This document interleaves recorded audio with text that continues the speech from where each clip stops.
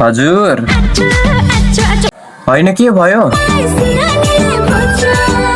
सिरानीले घोच्यो रे ल मैले यो सिरानी उता फाल्दै अब घोच्दैन सुत मस्तले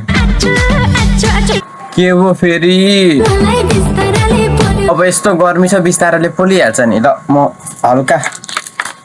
पानी छर्किदिन्छु ल अब मस्तसँग सुत ल अब पोल्दैन बिस्तारले हे भगवान के हो फेरि जवानीले पोल्यो रे कहिले बिस्तारले पोल्छ कहिले सिरानीले पोल्छ कहिले जवानीले पोल्छ जसुकैले पोलोस् मलाई के को मतलब सुन्नुस् न हे भगवान के हो फेरि अब तिम्रो चोलीको तुना फुस्के मैले के हारौँ त मलाई कसैको काखमा बस्नु पनि छैन अङ्गालोमा बाँधिनु पनि छैन होइन अस्तिसम्म त तिमी ठिकै थियो त आजदेखि के भएछ तिमीलाई